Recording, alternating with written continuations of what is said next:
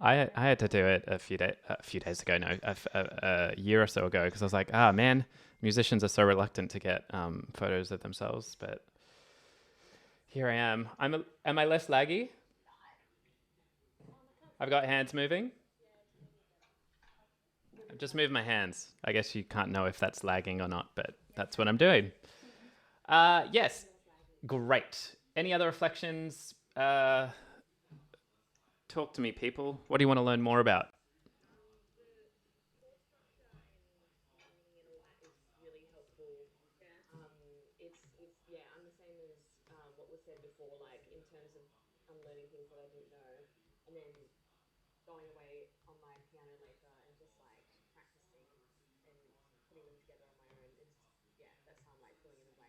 Nice.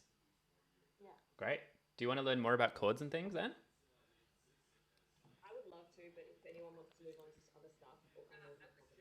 To be honest, all of this stuff, we get a bite-sized kind of introduction to it every day, but every aspect of it, you could spend hours on it, and that's the kind of joy is that, I had the intention of talking more about rhythm yesterday, but in fact, that sort of naturally wanted to move to harmony. So it's like we sort of move back and forth, and as you build your foundation, things start to integrate. And this is just how I look at things and how I how I learn and how I teach. I always when I think of music theory, I think of it as a kind of a spider web. There's lots of different components. Once you start to understand a little bit of one thing, something else might become alive. You start to understand that something else might come alive, and then there's sort of like dark areas of the web that you kind of, I don't know what the hell's going on there. But it's not quite linear in my mind. You sort of just jump around until you start. But it's good to have a good foundation. You have a foundation, then you build the knowledge upon that. Uh, yeah, yeah, yeah. Yep,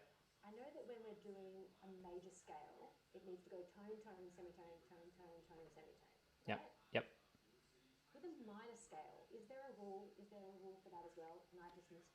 Let's chat about the minor scale a little bit more, I reckon. There are rules for every scale. I mean, at the end of the day, a scale is just a succession of notes. So there is going to be a pattern. You get any note, you can make your own scale up and then, call it the Elise scale. And, it's going to be like tone, tone, I don't know. Yeah, semi, semi, and yeah. Or you can make up your own tone and a half symbol or something. I don't know. So that's just a pattern, really. So it's just a pattern that allows you to create the scale.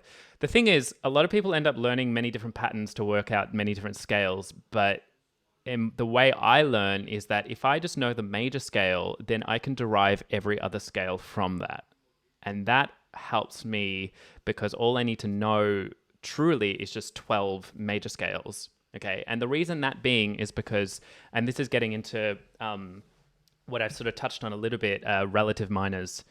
So the way that works is that I'll draw up the circle of fifths again because.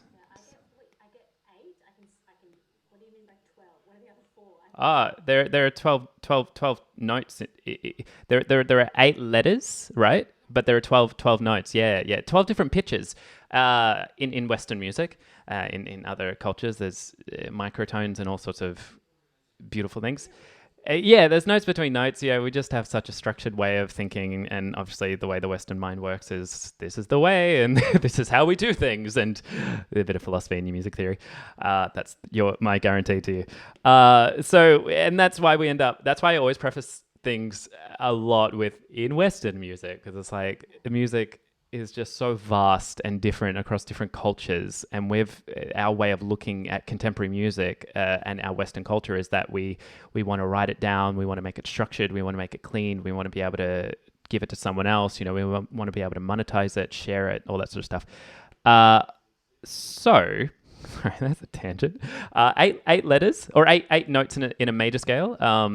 Or most common scales have 8 notes, but in total, in the chromatic scale, which is to say every single note next to each other, there are 12 notes. So just as there are 12 notes, you can create 12 permutations of the major scale. C, C sharp, D, D sharp. Everyone's happy with that? Oh, what is that? Okay. So, can you hear me still? If I'm talking slightly away from the mic. All right. Ugh.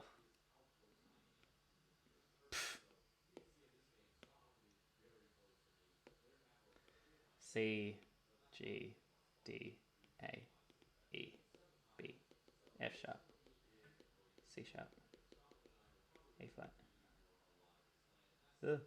E flat, B flat. Just a reminder, every note has an enharmonic equivalent, but especially when we get to the bottom three, or especially C sharp. C sharp can also be referred to as D flat, and F sharp can be referred to as G flat. Mainly depends on the song. I know this is a weird topic, to be honest, because some pieces will actually be written in F sharp, and a lot of musicians say, why is it not written in G flat? And to be honest, it starts to get into like tuning of the instruments, and they actually just play better in F sharp. It's a much more open key than G flat, which is much more romantic, kind of darker key. So on the piano, G flat is G flat objectively. That's G flat. This is what's called equal temper tuning, and I won't spend too much time talking about it. But for the violin, a G flat and an F sharp are actually different. And for the voice actually as well. I often, when I'm coaching and directing choral stuff, I talk about, the F sharp that might exist in D major, for example, and the F sharp that exists in F sharp major chord. Da. And when we're harmonizing, whoever has the F sharp is harmonizing against the other choir singers who are singing that D major chord, I might have to say to them, actually, that F sharp, you're sort of just pitching it slightly under. You're not wrong. You're still producing an F sharp, but it's slightly under in tuning. I don't need you to understand that in any sort of great capacity, but it's just worth noting that the voice being able to produce such a spectrum of pitches, because it's creating several different frequencies. The piano is very set in its way. It's very like, this is an F sharp, plain as day, very objective. Side note, let's go back to minor scales. So every major scale has a relative minor. All right. This is a much easier way of remembering them than remembering the formula or the pattern for each minor scale. So let's take one step further back and talk about intervals. And intervals are made up of semitones, and we use those as our distance points. So in the major scale, we've got C to D is a major second, C to E is a major third, C to F is a perfect fourth, C to G is a perfect fifth, C to A is a major sixth, C to B is a major seventh. Okay, I just want to see how we're feeling about that so far. So it goes major, major, perfect, perfect, major, major. And you just got to think about the scale degree. Do you want me to write that down? So sorry if this is backtracking for anyone else. No, all good. Remind me about why we're calling it a perfect rather than just a major. Like, why is it a perfect fourth rather than a major fourth? There's no rule. That's just what people It kind of just is. Aside from, like, as I think I said last week, getting to like talks about the church and medieval times, like the interval itself being pure, and to be honest, there's no minor equivalent of the perfect fourth, so we don't refer to it as neither major or minor. Major or minor actually started coming in through like Romantic period, and it was a way of kind of showing emotion and affectation. So whereas in a lot of Gregorian chants and medieval kind of works and stuff, the perfect fourth and fifth was actually much more common, whereas then the major and minor intervals started to come as composers started to show different colorings and different romanticisms. So that's the kind of cultural kind of, aside from it just is. Once we get if you had a minor fourth, which doesn't exist, it's just a major third because you have to flatten it. So it just becomes a major third. So they're your perfect intervals that have no alteration. But when we minorify those major intervals, they lower by a semitone. So just as I have C to D is a major second, C to C sharp is a minor second. So you can go up the piano and just really familiarize yourself with every single interval. All you have to go is C to C sharp, minor second. How many semitones? One semitone. C to D is a major second. How many semitones? Two semitones. C to D sharp is a minor third. C to E is a major third. C to F is a perfect fourth. C to F sharp is our tritone interval. Okay, and that's our little magical interval that kind of was deemed evil and by the church. Music theory and the church. It's like, what is going on? But that's the tritone can also be referred to as an augmented fourth or a diminished fifth. Okay, so just bear with me for a second. Cool. So we got that Simpsons or West Side Story interval. Remind me of the song West Side. Yeah. So that's our tritone interval. Can also be referred to as an augmented fourth. So think about it for a second. So we got our fourth and we augment it. And when we augment something, we raise the interval by a semitone, augmented fourth. And it also can be referred to as a diminished fifth. So I go back to my perfect fifth and I diminish it. And to diminish something is to lower it by a semitone, diminished fifth. So all just different names. Any questions so far?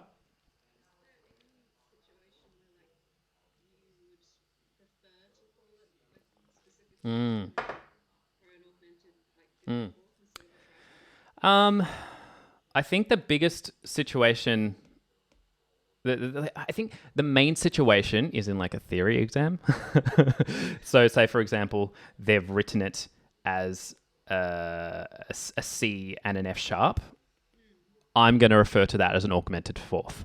If they wrote it as a C and a G flat, I'm going to refer to that as a diminished fifth. Now, say, for example, now this might explode your brains, but that Maria song, I'd actually refer to it as an augmented fourth, because to me, it's not really functioning like a tritone at that point, even though it's producing the same pitch. So, and that's going into hopefully what I can get into modes, because it's actually pulling from the Lydian mode. For those playing at home that might know what that is, but I'll touch on that a bit later. It's actually pulling from the scale that has a sharp 4. Which you'll hear a lot in quite magical...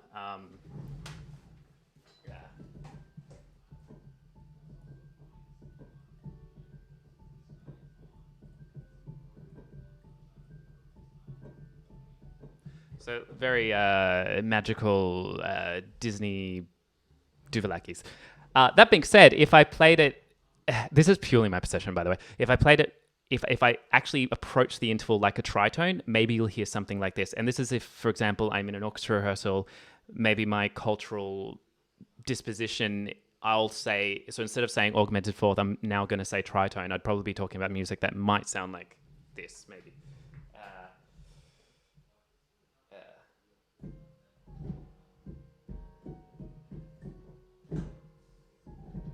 So the tritone being... So that interval's the tritone. Now, if the music was a bit more like this...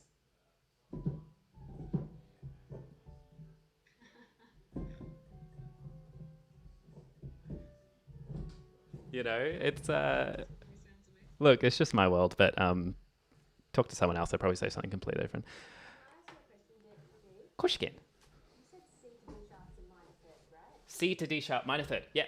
But then C to G sharp, is that a minor sixth or is that an augmented fifth? Sure. Okay, cool. So, good, I'll keep continuing with that. So that is a minor sixth. So you're only ever going to have an augmented fourth and a diminished fifth. You will not have a diminished fourth and you won't have an augmented fifth. Okay. And that's just because that's just what that is. Pretty much, yeah. Great. In short. Yeah. There's so many of these until upon years of training, then you can start to ask why. But yeah.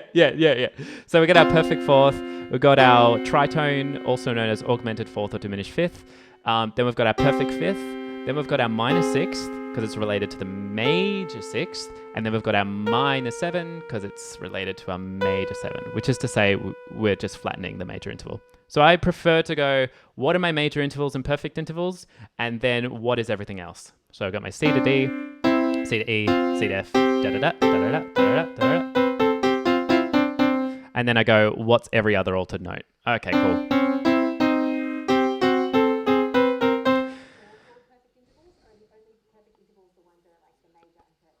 perfect fourth, perfect fifth, and perfect octave are the only perfect intervals. Okay, I just think of them in relation to the major scale. So that the perfect octave is just it's just somewhere over the rainbow. Yeah. Um. Cool. So the relationship between the 4 and the 5. Oh, hey Mark. There's a notification. The relationship between the relationship between the 4 and the 5 is super strong. Okay, so in the sense that the harmonic kind of integrity of those notes in Western music is very, very strong. So quite often you'll hear, say for example, like jive music or blues music or something. So this is my C major, and then I'm going to move to my 4 chord. This is the chord built on the 4th degree, and then back to the 1, and then to 5, 4, 1. This is prevalent in most rock music, most blues music. It's just that when we move into jazz music, now we're trying to find ways of delaying the 4, delaying the 5, and not going straight there. So we're trying to find more creative ways of navigating there. So in a moment, I'll get to minor scales, but just to touch on the 4th and the 5th. So a lot of blues, gospel music, whatever, will sound like, you've got your...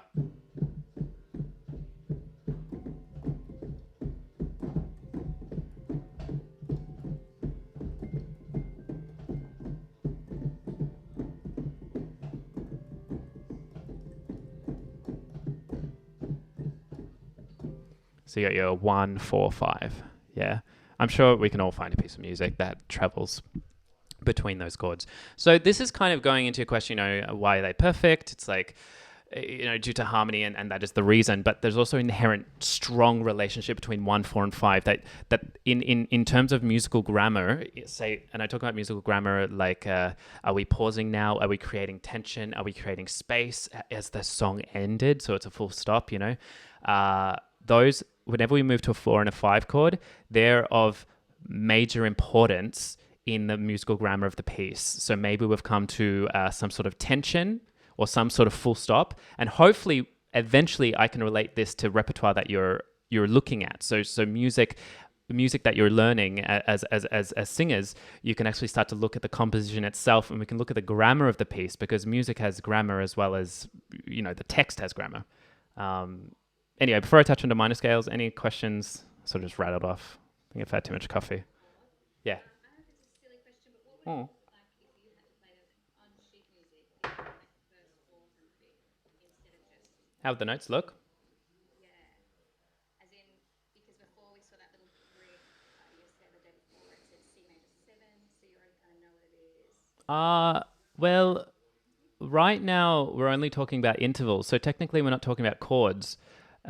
Chords are generally 3 notes or more. But are you referring to the chords that I just played then? Yeah, because I guess normally it would be the first, third, and fifth. Oh yeah, I guess fifth is not a chord. So first, third, and fifth is the chord itself, and that's in vertical space. I say vertical space because first, third, and fifth all happen at the one time. When I'm talking about 1, 4, and 5, I'm talking about horizontal space. And horizontal space is just time. It's just music. It's just something occurring from one event to the next. So I'm actually saying that the 2 intervals, and when we talk about intervals, we're talking about the distance, but these intervals are so important when they occur in time rather than in the vertical space. So it's not just as important to go 1, 4, and 5. That's still some form of a C major chord, which I'll touch on a bit later. I'm actually talking about when I hear a C major chord in one point in space and move to an F major, that's creating some form of grammar or articulation. So really, how you'd see it in music, you just see a C and you'd see an F and then you'd see a G. You just jump between those chords. Does that answer your question? Yeah, so you'd see them on a wider space because it's different. It's moving between time. Yeah, rather than all of it in the vertical space. Now, of course, you could play an F major chord on top of a C major. They kind of they're so they have so much personality that to play them together, you have to have pretty good reason to do so. So for example, if I play this F chord and then a C major, They just don't quite belong together. So I guess this is what I'm trying to point out. Now, these, to go on with that, the 1, 4, and 5 chords are generally referred to as primary chords for that reason, because they're strong, they have an inherent personality.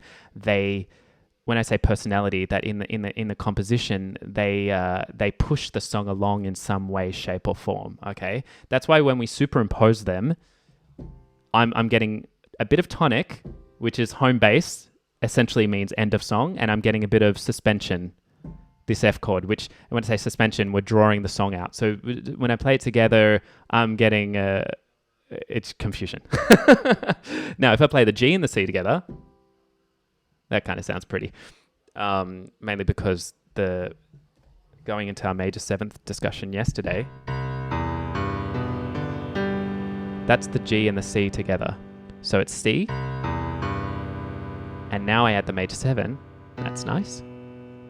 Then I add the major 9. Okay, I'll talk about that later, I promise.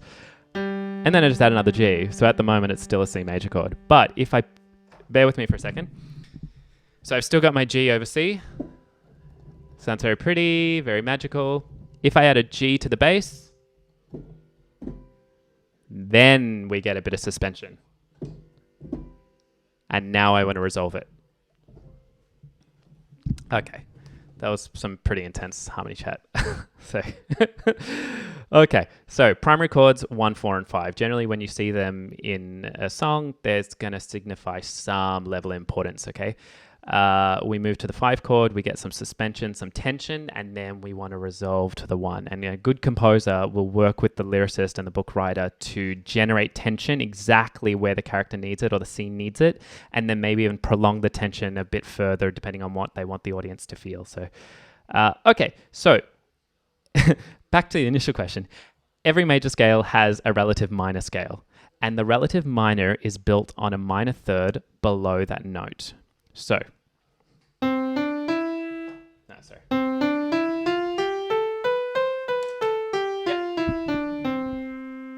So minor third is 3 semitones.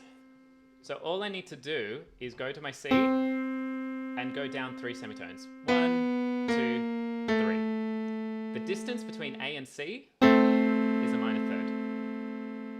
So it's a minor third below that root note. I'll let you sort of just ponder that for a moment.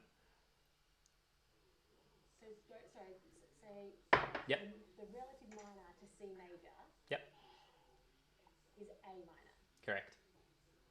So, and what is the relative minor? The relative minor includes all of the notes of the C major scale. So hence it's much easier remembering the major scale rather than the formula of the minor scale. Every scale has a formula. You could work out the minor scale formula: tone, semitone, tone, tone, semitone. But it's just too many formulas to remember in my opinion. So all I will need to do is go C major, go down a minor third, and if those playing at home, it's the note that is built on the 6th degree. Okay, remember the scale degrees: 1, 2, 3, 4, 5, 6.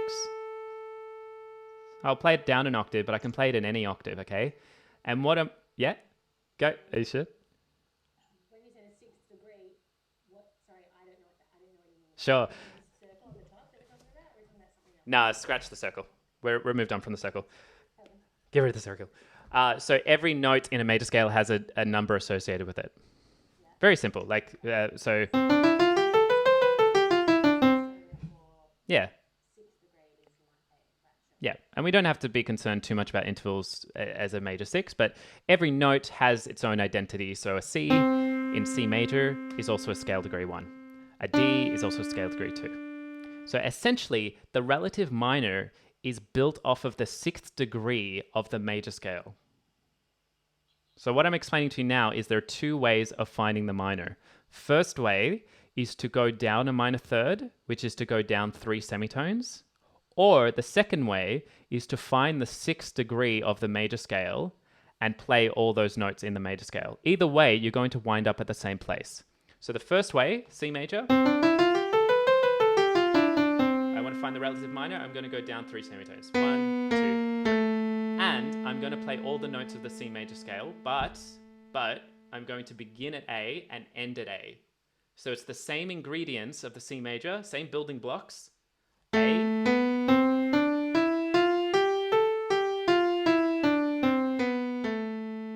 Yeah. No, not really. No. Sorry, I wasn't sure if we were supposed to like finish something there. A. No. A. So are you saying that like the A minor scale then is like because we figure it out by then just going okay, so it would be A, B, C sharp, D. Is that right? C natural. It would be C now. Because you're using the notes of the C major scale.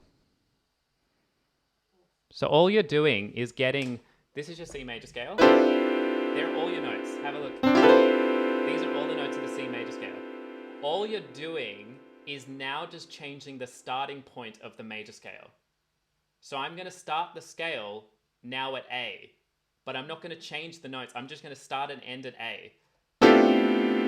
They're exactly the same notes, but I'm starting and ending at A. Because the relationship between the notes is different, we get the minor sound.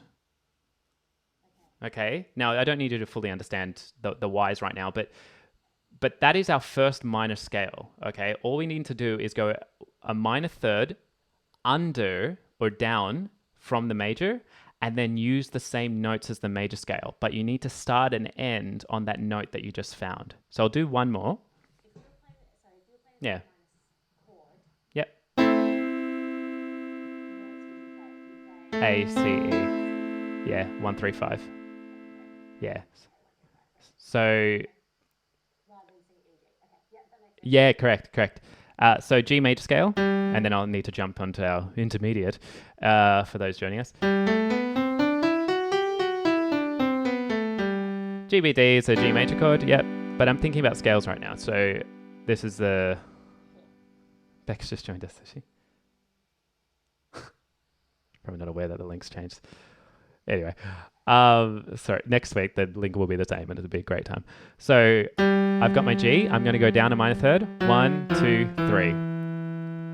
E is the relative minor of G major. Now, I'm going to play the exact same notes in a G major scale, and note that the second note is an F sharp.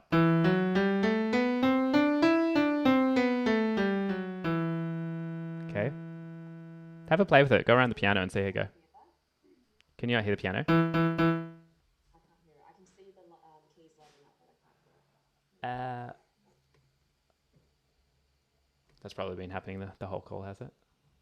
No, I could hear it earlier. Oh, right. So I thought it was like we were meant to imagine this. Always imagine the sound. No. Can you hear it now? Just do that last one again. Yeah, so G major. Take it down to minor third. 1, 2, 3. 3 semitones. E minor. So it's just, the take-home message is, it's the same notes as its relative major. So it's the exact same notes as the G major. All I'm doing is changing the start point and the end point. And I'll explain that a bit later as to why that makes a difference. But all I'm doing is just shifting the focus from G to E. Now that's 1 out of 3 minors, and we'll touch on some of the others tomorrow. I have to jump into the other call, so feel free to join. I'll just see you again in 2 seconds. All right, bye.